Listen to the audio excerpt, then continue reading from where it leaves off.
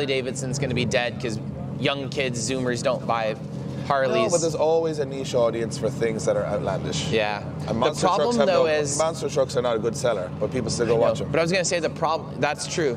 But the problem is I've always been a grassroots drift guy. Yeah. And we need those cheap cars. I can't go to Ebisu and like not have cheap cars to get through. Like we're screwed at Ebisu. I don't think, in my personal opinion, in 5 years, cheap drifting will exist. And I'm unfortunately thinking that because of the level of fuel tires and the chassis and the parts and all that stuff. I think what's going to happen I don't want to get a new career again. No, I think what's going to happen is things like this. You're going to take the guys that do it, who will be a lot less than they were before, and people will want to come watch those guys do that. Yeah. In probably more. My problem, though, is all the fans will be fed up and angry that they can't do it and just like, screw this and quit. I'm pretty sure most of the people that go watch Formula One don't drive a Formula One car. I can't think of drifting as Formula One. But that's drifting is like the everyman thing. Like, yeah, but so is racing. In the 60s, they used to get out of their Formula One cars, kiss the girl, have a cigarette, and people would stand at the side of the track and give them a high five when they go by.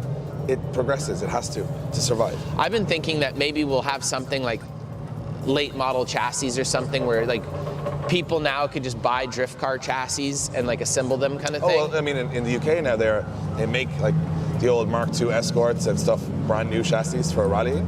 I was like thinking, someone just made like an S13 reproduced shell.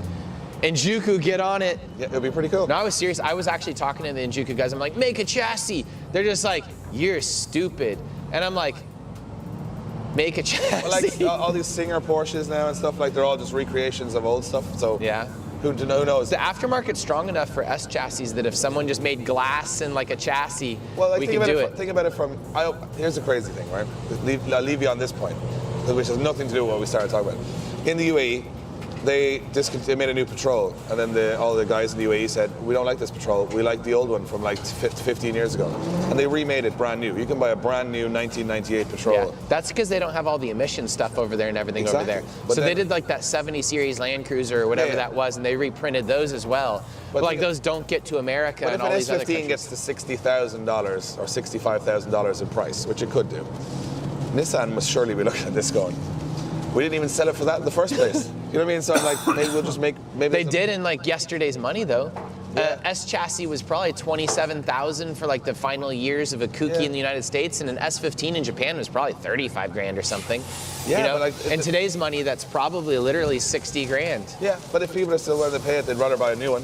So these guys are making brand new Escorts in UK and selling them. And they don't care about the emission stuff because they're a small company with like kit cars, like a kit car sale. So you never know, it could go that way. I feel, in my opinion, drifting will always go to one direction, which is people will watch it and not do it as much. Okay. And more people will watch it and less people will do it. And I'm always, my very last thought is as a grassroots events host person, I'm always thinking we have to get to critical excitement levels to keep the tracks open, to keep new tracks getting built, to keep tire manufacturers building tires and selling them to us, and for them to be cheap enough for us to afford. Sure. For parts availability such as WiseFab and all this stuff, the only reason all these parts exist is because there was enough people to buy them. And I don't feel like we'll have as much stuff for sale, and accessible if we don't keep it at a critical mass. And then, I mean, we're losing tracks so fast at the moment in Texas. But how can you fight the tide of the entire world wanting to cut down on emissions, cut down on, like, tire smoke in general is bad, emissions are bad, like all this stuff is coming. And unfortunately, we had the generation of the boom of do what you want, but at the very end, no, you're right. We got this thing of, oh, by the way, you can't do any of this now. We'll just keep it going for as long as possible. And that's the point. It could be 10 years, it could be 15, it could be 20, it could be 25, it could be 1. But nobody knows when that will happen. So the best thing you can do is full steam it, full gas it, and hope that everything keeps coming. And starting an event, like if you're talking about events dying and tracks dying, we're here today drifting on a massive track. 6, 7, 8,000 people were watching people drift yesterday. I don't think today is the time to be worrying about it. All right. Thank you so much for talking to us. I very rarely get to talk to other event hosts that I want to talk to. Me too. There was that catch at the end. Do you get to talk to event hosts very often that you? No. No. Isn't it so weird that There's only we're one at an event. Do you know what I mean? What? There's never more than one event organizer at an event. No. Most event organizers hate each other. They do, and it's always like I've always been quite like fascinated by people are always so competitive. I'm like, man, it's all about learning. Well, I'm always like, people are always freaking out and trying, like, I'm competing with you or whatever. I'm like, man, we do not do the same thing. No, but like drivers can talk to 100 drivers at an event and get so much advice, but organizers don't get the same thing. So it's great having, everywhere I go, I try and pick the brains, and you never know, one little thing can spark something you're doing better or worse. And it's all about building the same sport in the first place anyway. I don't know why everyone's so competitive. Like, there's nobody out there that can do it on their own. So it's better to have everybody compete, everybody be trying to be as good as they can be in a healthy way. Yeah. And then everyone benefits. Well, thank you so much. Have an amazing time. Thank you for holding the camera, Si. Thank you, YouTube, for watching. Let's go drift. Or pretend to drift after this. Pretty much. Let's go.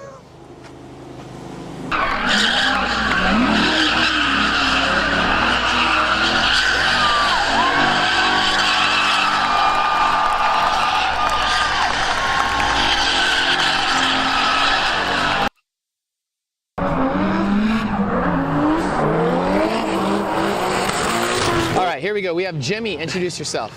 What is up, everyone? I'm Jimmy Oaks, another YouTuber.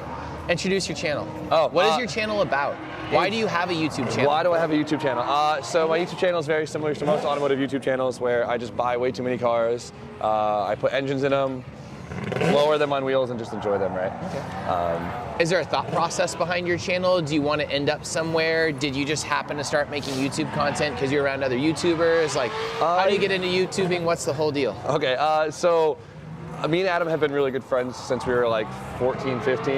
And so like Adam's been making videos forever. And so we've always been around it. And then I went off to school, Adam went off to school, you know, kind of got out of that light. When I graduated, I started filming a little bit more, and they were doing all right, and it wasn't like making a bunch of money, but it was making money. And I was like, man, I don't want to grow up yet. School was awful, and so I started filming. It was like slowly growing. I don't think I ever had like a crazy big break, but it was slowly growing. I just never stopped. And then it's really simple as that. And why do you do car content and not just like pranks or something else? Because like car content puts you in a niche that's very expensive to do. For sure. And you know all the limitations. A little bit of mix of because cars are everything I love, and a little mix of I'm not that funny, so I don't think I can pull it off. All right. Well, his 240SX is parked behind this other 240SX right here. Yeah. So this one probably runs better right now. So tell us about your car and like why you have this car and how you got into 240s and stuff. Because one does not simply start with a 240SX. No. So I was actually originally a Volkswagen guy, as most Northeast guys were, and then I got a 300ZX because I thought they were like the coolest thing ever because I saw one day and I was like, I gotta have that. The only rotary here is broken and being towed off. Sorry, keep going. Just had to point that out. And I jumped into 300s with like no Nissan background. I just knew that was the car, and I started working on them a lot. And then of course from there I just dove deeper into the Nissan world and realized like, wow, I want a 240SX. That's like the car to have. And so Silvia Coupe popped up. Like already Silvia converted with an SR20 in it. And I got that and basically spiraled into this like 5 years later, 6 years later. Okay. And it's funny, I didn't see drifting and was like, I need a 240. I was just like, I want a 240, and wow, they drifting sick, you know what I mean? So I was a little backwards, but. I got into 240s specifically because of drifting, and I literally don't drive them on the street or enjoy them in any other way than drifting. Do you like this thing as a car and like drive around and like be a part of the thing, or is it just a tool to drift? I mean, a little bit of both. I mean, I like the mix between the styling and just like the vibe of it, right? 240s just have a good vibe. To some people just don't like them. But at the end of the day, they're creaky, they're raggedy, they're cheap built cars. That was the whole point of them. And so like you see it in the driving experience. But I think I balance of both. I mean, I wouldn't daily drive a 240, that's for sure. Maybe an S15. They're a little comfier, but. A little. Not a lot. Not a lot, but a little. But, their dashes are slightly better and less cracked. Exactly. So. Okay.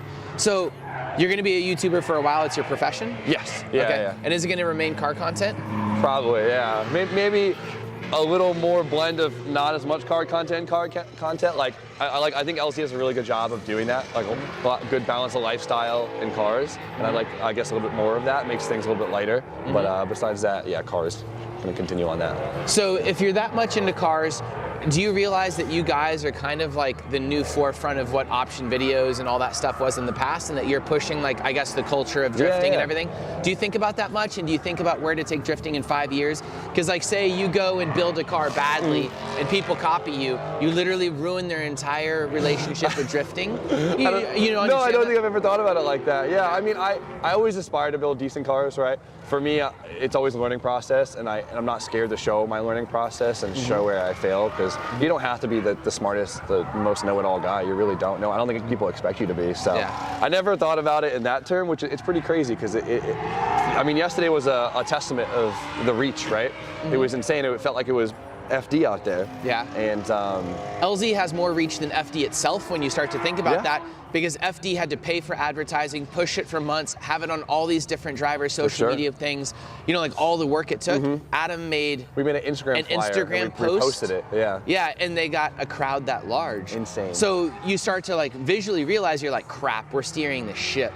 Yeah. You know what I mean? Like, there's literally a ship and we're steering it on accident, and we didn't have all the thought and everything in front of it. You're like, now what do we do? Do you ever think that, or you're just like, nah, this is just a party? I'm living my life, enjoying it, doing what I like, trying to do it in the best way I can. So you don't feel any responsibility for what happens next?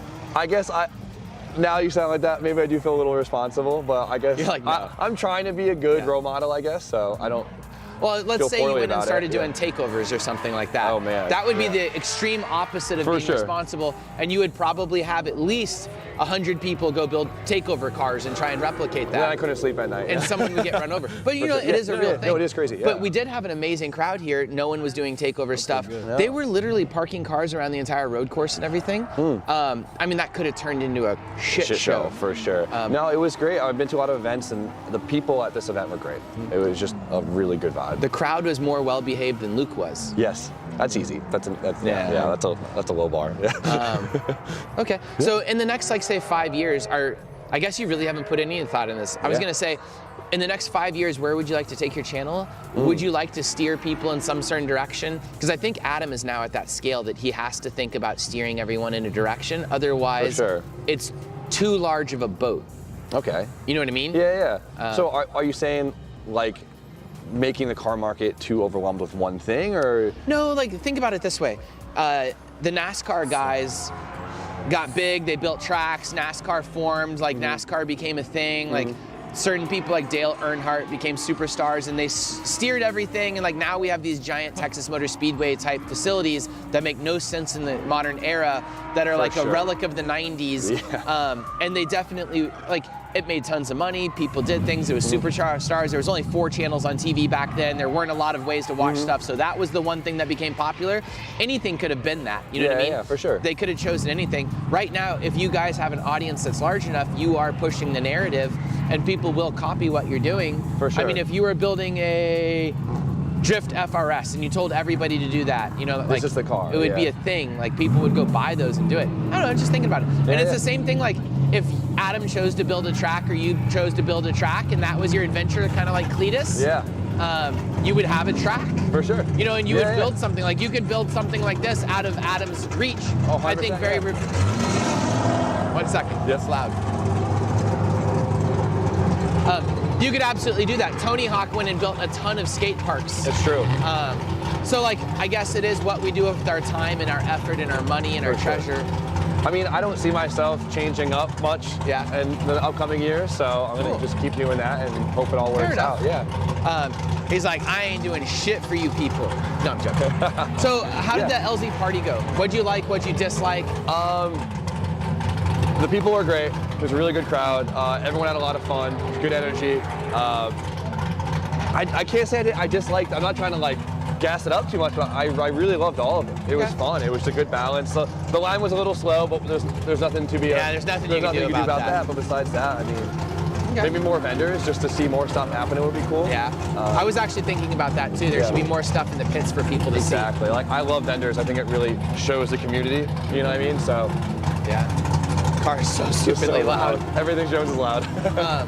Drift Week 5 would like to thank these amazing sponsors, including BC Racing Custom Coilovers that have been with us from the beginning, the most supportive coilover company in the United States, ECU Master USA, who is also on this trip and has been supporting these trips from the beginning, NK Wheels, who we absolutely love, and always I run RPF1, so thank you guys. Drift HQ that brings the support van. We could not do this without you guys. Vatasia, who is not only on this trip driving with us, but also supporting the trip. A new sponsor, Heatwave Visuals. They support us with awesome eye protection and make rad stuff, including the beanie I'm wearing in these videos. And WhatMonstersDo.com, who makes great content. They support Lone Star Drift. They support our Japan content. You can go and use the Ebisu discount code on their website for a percentage off. Let's get back to the content. Are you gonna do any builds or anything that you are excited about? Yeah, right now I'm building like my first like grip car. So I bought an 8.6. I'm gonna try and like do some like gripping, I guess. So we'll Wait, see. like an FR86 or GR86? No, or like an old school? A86. Oh, okay. Yeah, That's so we'll see. Just a all motor K series.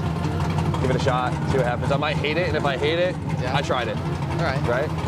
How is that car on the peaking? Is it it just peaking? like taking it over or no? It's not bad? Suppress it. Okay. Yeah. More LS's. Have you done much grip driving? No, before not in at the all. past? No. I've done some like bigger manufacturers will have us come and like try out the new car and stuff, and they'll Yeah. let you grip race them and stuff. And I've done that, but not actually like any events. I've done like normal track racing and stuff, and unless it's like some crazy endurance race, I get bored really fast and just want to drift. That's what I'm worried Like I about. just want to slide the car around, so I just don't even do it That's anymore. what I'm so worried about, because every time I do go on a track, it's always like, okay, can I be sideways now? Yeah. So we'll see. But I feel like I need to try it once, or else I'll always think like, maybe I'll like it, you know? Every V8 car Every at the V8 event car is is right. straight piped. Is there anything you're passionate about right now? Like some subject that you like to talk about? Wout loves to yell about Teslas. Oh, really? You know, I mean, it's just everybody has some weird. How is it so slow? It's not moving. Is there any topic that you're really into right now? I hate to say I'm so brain dead from this weekend because it's been go, go, go, but I'm so. We're I feel like 3 days into a 2-week adventure. No, but I came here I know. with I'm no just. sleep. That's the I'm just problem. laughing. Yeah. I'm like, we're just getting we're just started. gonna, yeah. R.I.P. to everyone. I'm very impressed. But I mean, this stuff has been so consuming. I feel like I've just been eating, breathing, and this, you know, and because it just Car culture, you mean? car culture. You know how it is. I mean, that's Oh, yeah. how you are. It's just every spare second you have is to just do this. And Mm-hmm. it's just a constant catch up. And some days it sucks, right? But other days it's just amazing. It really is. So. I was gonna say, we're so lucky to get to do this stuff. I mean, I do this for a living, you do it for a living. And sometimes it's overwhelming. Sometimes you're like, I just want to sleep in, but Yeah. we're so lucky we get to do crazy stuff. For sure. Like, we're not working as in fast food, or, you know, we're not struggling and everything else. Exactly. How long do you daily vlog? I do every other day. And how long do you think you can sustain that before you want to kill yourself? Negative 2 years ago. Really? Yeah, it's hard. It's really hard, and like you can't have bad days. That's one of the hardest parts about probably the YouTubing stuff, is you can't have that Monday where you're just pissed off, you want to have a cup of coffee and just sit in the corner and get your work done. You have to have good days every day. Yeah. And that's hard. That's heavy. So, and then you know how it is. If you're not 2 weeks ahead, you're 2 weeks behind. And trying to keep up on that, and if you're behind, you're triple stressed, and it's definitely give and take. But when you have great days, you have amazing days. When you have bad days, you have real bad days. So it's all balanced. As an event organizer, I'll try not to take up too much of your time. Yeah. As an event organizer, what would you want out of someone like me? Like, you came to the LZ party, you're doing this, you went to the Invitational, I saw you there. What do you want out of like experiences for track stuff? So honestly, like, Do you want 10 people there? You want 100 people there? You want 10,000? Like, what do you want? Dude, I think this weekend was so good. Like, I'm pretty wooed. I'm very low maintenance. You gave us food. That was unreal. I couldn't believe it. It was a lot of food. Plenty of seat time. It's been well organized. We had a blast with the drift games and all that. The crowd was involved. I love when the crowd's involved. I feel like a lot of guys have a really hard time keeping the crowd involved, and they almost like focus so much on the world of the driving, they don't realize like tie everyone in, you know, and people love that too. And I think you did a great job doing that. Thank you. I personally like a lot of people around, you know, make the culture grow. That's all we do, and it's cool to see, especially since we've been in this hole the last 2 years. It's been hard because it almost seems like we've all been in our own little world, because the whole world has not really been around. I'm a Texan. I've been hosting events this whole time in Drift okay, Week. well, Like, Northeast, I didn't do it. but overall, I mean, seeing all the people here, it felt like the community is back, and I love it. And Yeah. So. Dude, were y'all really locked down up here? Pretty bad, yeah. Wow. Yeah. We YOLO. We were locked down for like 2 weeks in Texas, and then just like over this. Yeah, you got Texas and Florida. They're their own. Yeah. own We were just universes. off. I was hosting Drift Weeks the entire time, doing everything. We're on number 5. Was that difficult with like just coordinating like hotels, restaurants, and all that stuff, or no? Okay. We didn't wear masks anywhere. We didn't do anything anywhere. It's impressive. So be it. It worked out 2 years later. But also Yeah. Drift Week was pretty private for most of it. Only sure. recently have we really been doing public stuff. As you know, as things grow, you just have to have money come in, and the money needs to come from somewhere, and it's For sure. spectators and everything. And you know, everything is a give and take. And like as we're doing stuff, I Yeah, think yeah. that was a fun way to take it. That's true. So that's your first time doing like spectated for Drift Week? No, we've done spectator Okay. stuff, maybe up to about 1,500 people, but nothing obviously of this Yeah, scale. that's cool. And when you put Adam involved in something, he has such big reach that it For sure. was huge. I mean, that was insane how many people were was here. nuts. It Yeah, was- especially considering how little he advertised it. It was an Instagram flyer. It was crazy. Yeah. It was so super cool though. Yeah. crazy. Yeah. Worked out. It worked out great. Cool. Yeah. And then lastly, I was going to say, the reason I think Adam probably hangs out with us and all that stuff is we do constant adventures. And like I take him to Japan, I take him all these Yeah. different places. Yeah, We do all this stuff. What type of adventures do you want? Dude, I'm so eager to get out of my shop. The last 2 Yeah. years has been nothing but you get to the shop in the morning, wrench all day, get some content, go home, edit, sleep. And I'm dying to do anything. Yeah. Anything car culture. Are you involved. adventurous? Because I was gonna Yeah. say Taylor Ray, if you know Taylor, Yeah. just wants to say we took him to Japan with us for a few weeks and Yeah, stuff, and he yeah. had fun, but like he hasn't come on one Drift Week, and he says he's gonna be on every one. You know, like he locks Yeah, himself away. for He likes sure, to for be like sure. the content creator that's in his shop creating. Yeah. And it works really well for him. TJ's car. Thank you. Yeah, there you go. I was gonna say, do you want to get out and do you want to do I crazy want to get stuff? out so bad. The problem is, I get out and then like I want to be out too much. you Yeah. know, and you gotta maintain it. You know, edit in the corner at 4 o'clock in the morning with a beer and a coffee in each hand. Like, but I'm ready for it. I'm so ready for it. So Because I was gonna say, you guys are on the forefront of the ability to do that. yeah, and Like that's you need content, you need adventure, you need to wow people. But then I also watch like Adam's content, and sometimes just a good clickbait thumbnail with no driving in it, Yeah. and like him doing something silly is way better than all the like. You could go drive and do the most insane Yeah, thing. Like yeah, Chelsea yeah. always complains, he's literally winning Formula D, and then someone will go post like, I installed a license plate frame that Boom. flips. Yeah, yeah. You know, and he's like, I'm doing insane stuff, and like no one cares, and like, you know, he freaks out. Yeah, I feel like what I've learned with like YouTube and just social media engagement is it's a lot of people, they come for the cars, but they stay and take in everything else, right? And like, YouTube's cool because it's almost like kind of being homies with someone, you know? It's like, it's real. And so You like, mean the fans with you? yeah, exactly. Oh, Yeah, yeah. like people come up to me and they're like, Jimmy, what's up, man? Like as if it's your homie you haven't seen in 4 years. You know what Yeah. I mean? I'm like, who are you? But that's sick. You know what I I'm mean? about to get stabbed. Exactly. But it's cool, and like I love that. It just feels like I Yeah. have a million friends, and not just like people that are just starstruck. You know what I mean? Like, Yeah. And that's what's I think people love about YouTube. It's just like you're hanging out with. someone. Is your audience overwhelming like Adam's, where it's so big that you get mobbed, or no? Yes. Yesterday was the first time. Like I'm usually pretty good about it, but yesterday was the first time I was like really like overstimmed like bad. But it's great. You know. Did you chemically deal with it well, or did it like shut you down like with stress or anxiety or anything, or it was just fun? I think I handled it well. Yeah. Because I can see some of the YouTubers, you know, you can see them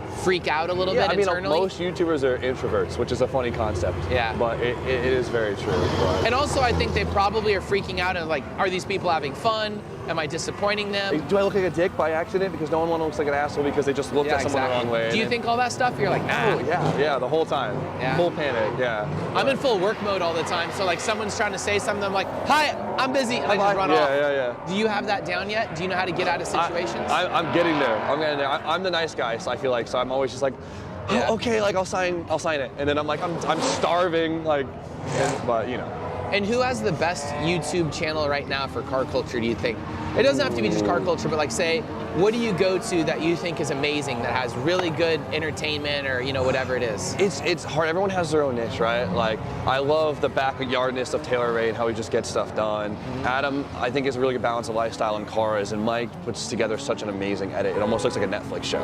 Like the previous Drift Weeks that Mike has put together in one night on in the passenger seat of a car looks like literally a Netflix show. I can't believe it's it. crazy. The Night Ride guys, they're amazing. Their cars are just it's very lovely. That's I haven't seen it yet. I need to go really watch it. really enjoy it. It's just they tell a story really well without having to talk about it, which is huge, And I don't watch too much YouTube, but I mean, I think everyone does a really good job. Like Cletus, he just goes over the top with everything, and it's just he's watching just a TV show on MTV. You know what I mean? It's pretty cool. I think it's cool that you guys